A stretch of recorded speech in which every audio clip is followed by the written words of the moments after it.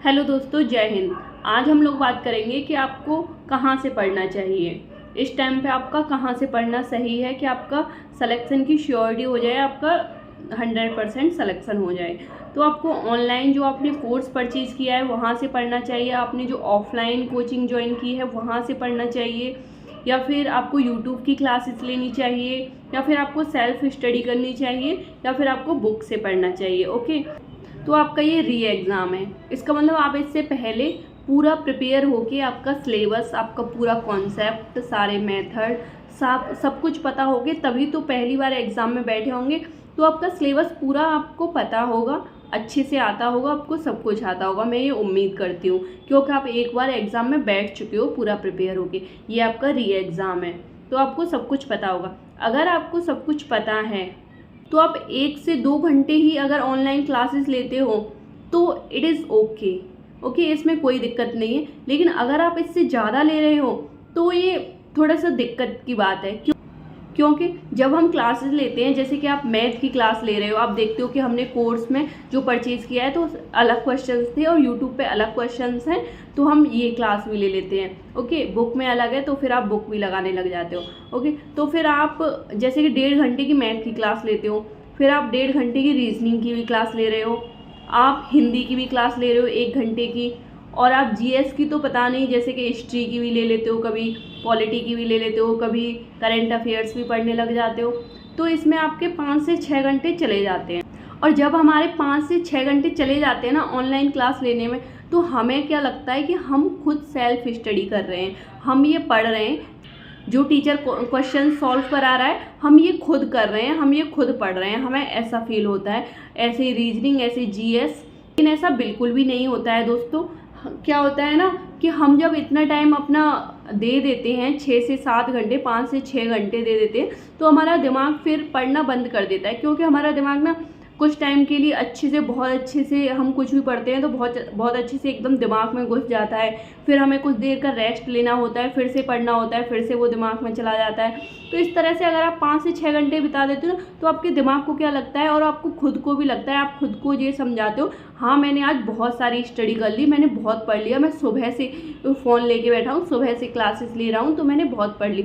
लेकिन आपका ऐसे क्लासेस लेने से बिल्कुल भी सिलेक्शन नहीं होगा जब तक आप खुद उस चीज़ का रिवीजन नहीं करोगे। आपने एक बार एग्ज़ाम दे चुके हो तो आपका सिलेबस कंप्लीट है, तो आपने सिलेबस कंप्लीट जैसे भी किया है, जैसे आपने मैथ का आपने किसी टीचर से पढ़ के नोट्स बनाए हैं, जो टीचर अब ऑनलाइन कोर्स निकाल रहे हैं उन्होंने पहले भी तो निकाला होगा, आपने पहले कोर्स परचेज किया होगा तो आपने पहले वो नोट्स बनाए होंगे जो भी, तो आप उन्हें ही रिवाइज़ करते रहिए, क्योंकि क्वेश्चन सेम ही होते हैं, डिजिट चेंज हो जाती हैं, आपको बस ये लगता है यहाँ पे अलग क्वेश्चंस हो रहे हैं, वहाँ पे अलग हो रहे हैं। एक बार नोट्स बनाइए, उन्हें ही बार बार रिवाइज करते रहिए, उनसे ही आपका स्कोर बढ़ेगा। क्योंकि हमें ना सबसे गंदा क्या लगता है, रिवीजन करना, और अगर वो रिवीजन खुद करना पड़े ना तो वो बहुत घटिया लगता है, करने का मन ही नहीं करता, बिल्कुल भी करने का मन नहीं करता। तो हमें क्या सबसे इजी क्या लगता है, फ़ोन चला के आगे रख देते हैं, तो फ़ोन में एक क्वेश्चन आता है, हम भी थोड़ी देर करके देख लेते हैं, और नहीं होता तो फिर सामने 2-3 मिनट में वो हो ही जाता है, हमें लगता है वो क्वेश्चन हमने कर लिया। और सब आपका सिलेक्शन तब होगा जब आप 1 से 1.5 घंटे क्लास ले रहे हो ना, उसे आप खुद प्रैक्टिस करो। मैथ में जो भी आपने जहाँ से भी बुक से जैसे भी आपने वो किया है तो आप उसकी खुद प्रैक्टिस करो। रिवीजन करना सबसे घटिया काम लगता है, हम बुक्स पढ़ते चलते हैं, आगे पढ़ते चलते हैं। सबसे दिक्कत कहाँ होती है पता है, रिवीजन में। और सिलेक्शन किससे होता है पता है, बस रिवीजन से। अब जितना अधिक रिवीजन करोगे ना उतना ही आपके सिलेक्शन की श्योरिटी बढ़ जाएगी। कुछ लोग ना रीजनिंग की भी क्लास लेते हैं, मैंने कभी आज तक कोई रीजनिंग की क्लास नहीं ली, मुझे ये समझ नहीं आता रीजनिंग में है क्या क्लास लेने के लिए। उसमें कुछ जैसे कि 50% क्वेश्चंस ऐसे होते हैं जो IQ बेस्ड होते हैं, उसमें इसका सिमिलर क्या है, इसका सिमिलर क्या है, उसमें किसी भी क्लास की कोई ज़रूरत नहीं है।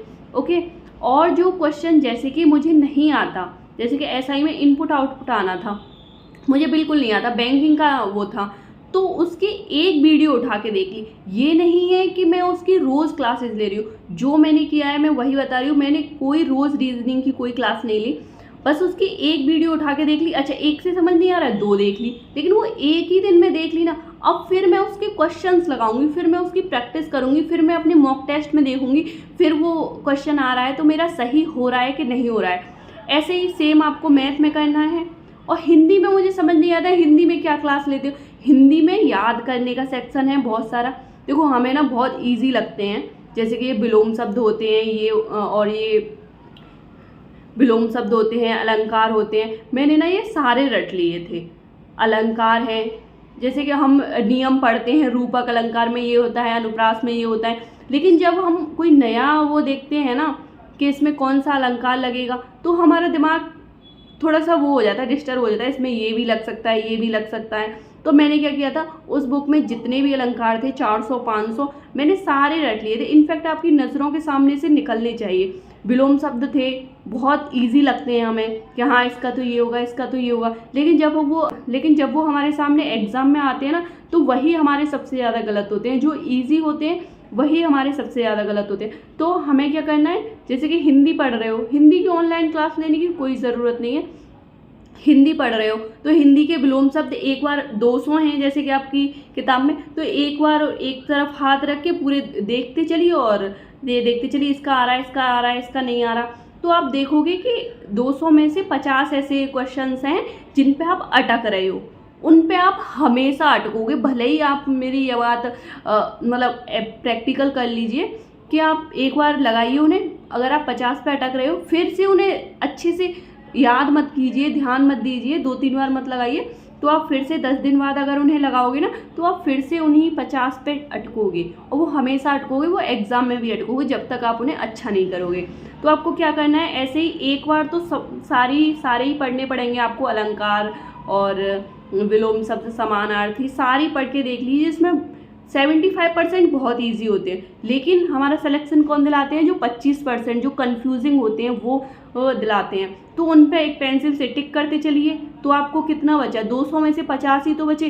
तो फिर नेक्स्ट टाइम फिर से उन 200 का रिवीजन करिए, फिर से आपके बहुत कम होते जाएंगे। और सेम आपको मैथ में करना है। आपने जो बुक ली है, जो नोटबुक है, जो भी है आपकी, उसमें से आप क्वेश्चंस लगाइए। पहली बार में आप 70% क्वेश्चंस को लगा दोगे, 75% क्वेश्चन को लगा दोगे, लेकिन आपका सिलेक्शन वो 25 क्वेश्चंस दिलाएंगे, उन पर टिक करिए। और फिर जो नेक्स्ट टाइम आप रिवीजन कर रहे हो तो फिर उन 25 क्वेश्चंस को लगाइए, फिर से अटकोगे, फिर से लगाइए। तो आप 5 से 6 बार लगाओगे ना तो फिर वो भी क्वेश्चन आपके सॉल्व होने लग जाएंगे। फिर मॉक टेस्ट में देखिए ये वाले क्वेश्चन आपके सही हो रहे हैं। इस तरह से आपका स्कोर इंक्रीज़ होगा। जीएस में आप करंट अफेयर्स के लिए कोई भी मैगजीन ले सकते हैं या फिर कोई भी वीडियो। आपको बैठ के देखने की ज़रूरत नहीं है, कान में ईयरबड्स लगाइए। जो भी आपका खाली टाइम होता है, कहीं जाने का, आने का, किसी का वेट कर रहे हो, कुछ कर रहे हो, खाना खा रहे हो, तो उसमें कान में ईयरबड्स लगाइए, बस सुनते रहिए वीडियो। और करंट अफेयर थोड़ी दिमाग में घुसती चलती है, क्यों, पक्का तो कंफर्म है नहीं ना हमें कि ये क्वेश्चन आएगा। जो पक्का कंफर्म है, हिंदी, मैथ, रीजनिंग, इन्हें एकदम ऐसे कर लीजिए कि इनमें से आपके 5 नंबर भी कम ना हो जाएं। जो इजी है कम से कम उसमें से तो ना हो जाए। ओके, कुछ लोग कह रहे थे जैसे कि उनका मैथ अच्छा नहीं है। अगर मैथ अच्छा नहीं है तो जो इजी चैप्टर होते हैं, बहुत इजी होते हैं, जो आपके थोड़ी सी मेहनत करने पे आंसर आ जाएगा और ज़्यादा मेहनत करने की ज़रूरत नहीं है, तो आप वो इजी चैप्टर्स इजी देख लीजिए और उन्हें अच्छे से प्रिपेयर कर लीजिए। अगर आपका एक सब्जेक्ट जैसे कि मैथ बहुत स्कोरिंग सब्जेक्ट है, इसमें आपका सही है तो सही है, और सही होने के चांसेस बहुत ज़्यादा होते हैं। अगर आपका ये सब्जेक्ट अच्छा नहीं है तो आपको इसके बदले कोई और सब्जेक्ट अच्छा करना होगा। आपको रीजनिंग ऐसी करनी होगी कि आपका रीजनिंग में 5 नंबर भी ना कटें। तो ये देखिए मॉक टेस्ट लगाते वक्त कि आपके रीजनिंग में मार्क्स कट रहे हैं कि नहीं कट रहे। बताया था कि जैसे कि मेरे 211 पॉइंट कुछ मार्क्स थे यूपी पुलिस में, तो किसी ने पूछा था कि इसमें नॉर्मलाइजेशन के कितने मार्क्स थे। तो हमारा जो पेपर कैंसिल हुआ था ना, वो सारे पेपर्स कैंसिल नहीं हुए थे। सुबह की शिफ्ट वाले पेपर कैंसिल नहीं हुए थे, दोनों दिन के शाम की शिफ्ट वाले पेपर कैंसिल हुए थे। तो मेरा शाम वाली शिफ्ट में था, तो और शाम वाली शिफ्ट वालों का पेपर फिर 3-4 महीने बाद हुआ था, 4-5 महीने बाद हुआ था। तो उन लोगों को नॉर्मलाइजेशन नहीं दिया गया था और ये कह दिया गया था कि इन लोगों को एक्स्ट्रा टाइम मिला है प्रिपेयर करने के लिए। तो जिन लोगों का पेपर कैंसिल नहीं हुआ था उन्हें काफ़ी नॉर्मलाइजेशन मिला था, हम लोगों को नॉर्मलाइजेशन नहीं मिला था। और नॉर्मलाइजेशन में केवल मार्क्स बढ़ते ही नहीं हैं, घटते हैं। इसकी जीती जागती एग्जाम्पल मैं खुद हूँ। मेरे खुद बहुत नंबर कम हुए, लेकिन आपको हमेशा अपना स्कोर इतना रखना है कि आपके नॉर्मलाइजेशन में कितने भी मार्क्स कम हो जाएं, फिर भी आपका सिलेक्शन हो जाए, फिर भी आपका नंबर आ जाए, इतने मार्क्स रखिए। क्योंकि जब फाइनल कट ऑफ में बाहर निकलते हैं ना, तो आंसू नहीं रुकते हैं। मैंने खुद अपनी दोस्त को देखा है, मेरा नंबर आया था, उसका नहीं आया था, फाइनल कट ऑफ में रह गई थी, तो आंसू बंद नहीं होते हैं, कुछ भी कर लो। तो आपको हमेशा अपना स्कोर इतना रखना है कि नॉर्मलाइजेशन में भी नंबर कम हो जाए, कितनी भी हाई कट ऑफ चली जाए, आपका नंबर आ जाए। और आप सोच बड़ी रखोगे ना, तभी नंबर ज़्यादा आएंगे। आप ये सोचोगे कि इतने पे 200 पे हो जाएगा, तो बस 200 तक ही, तो फिर आपका दिमाग बस उतना ही काम करेगा, हाँ बस 200 तक। तो आप सोच बड़ी रखिए, हाँ इतना मैं कर सकता हूँ, लोग कर रहे हैं, मैं भी कर सकता हूँ, मैं करूँगा। इसमें इतनी वैकेंसी निकली है ना, ये भरी तो जाएंगी, 60,000 वैकेंसी जाएंगे ना, 60,000 बच्चे, तो उसमें मैं क्यों नहीं जाऊँगा। अगर एक वैकेंसी भी निकलती तो मैं उस एक में भी जाता। अपने छोटे छोटे गोल्स बनाइए, उन्हें अचीव करिए। हाँ ये गोल अचीव हो गया, नेक्स्ट डे के लिए नेक्स्ट गोल बनाइए। ऐसे ऐसे धीरे धीरे अपने मॉक टेस्ट में मार्क्स देखिए, किसी और से कंपेयर मत करिए, अपने पिछले वाले से करिए, तो मोटिवेशन आएगा, हाँ उसमें इतने आए थे, अब ये वाला सेक्शन मेरा गलत हो रहा है, इसमें गुंजाइश है बढ़ने की, तो ये वाला सेक्शन सही करके फिर दोबारा मॉक दीजिए, तो वो सेक्शन के मार्क्स बढ़ेंगे, तो फिर से मोटिवेशन आएगा कि हाँ मैं इम्प्रूव कर रहा हूँ। तो इस तरह से आप धीरे धीरे करते चलोगे तो आपके मार्क्स बहुत अच्छे आएंगे। और फिर कट ऑफ चाहे कितनी भी चली जाए, इतने मार्क्स लाने। मैं जब पढ़ती थी तो मैं यही सोचती थी कि मुझे बस एक बार पढ़ना है, और ऐसे पढ़ना है कि मतलब फिर मुझे सोचना ना पड़े कट ऑफ कितनी जा रही है। और मेरे इतने ही मार्क्स थे, आंसर की आई थी, मैंने उसमें मार्क्स देखे थे लोग उसके लिए कि इसमें सिलेक्शन होगा कि नहीं होगा, उसमें होगा कि नहीं होगा। मुझे बस वेट रहता कि रिजल्ट कब आएगा, ज्वाइनिंग कब होगी, ये कब होगा। तो मुझे मार्क्स का जैसे कि अपना कभी डाउट नहीं रहा किसी भी एग्ज़ाम में कि मेरा नंबर आएगा कि नहीं आएगा। तो बस मार्क्स मैं शुरू से ही ऐसे सोचती थी, क्योंकि अगर हम उस फेज़ में जीते हैं ना, जैसे कि सरकारी भर्तियां हैं, 1 से 2 साल तक चलती है इनकी प्रोसेसिंग, पूरे गांव में, पूरे मोहल्ले में, रिश्तेदारी में पता चल जाता है उसकी बेटी का नंबर आ गया, उसके बेटे का नंबर आ गया। जब फाइनल में निकलते हैं ना, तो बहुत दुख होता है। तो इसीलिए शुरू से ही इतने मार्क्स लेके चलिए कि कट ऑफ कितनी भी चली जाए, आपका नंबर आ ही जाए। क्यों आएंगे ना, कुछ बच्चों के तो आएंगे ना, जो भर्तियां निकली हैं वो भरी जाएंगी ना, तो उसमें आप क्यों नहीं। तो ऐसा सोच के आप अपनी तैयारी करिए। उम्मीद करती हूँ वीडियो आपके लिए हेल्पफुल रही होगी। आगे भी मैं और वीडियो ऐसी बनाती रहूँगी, इसलिए चैनल को सब्सक्राइब कर लें और वीडियो को लाइक भी कर देना। Thank you.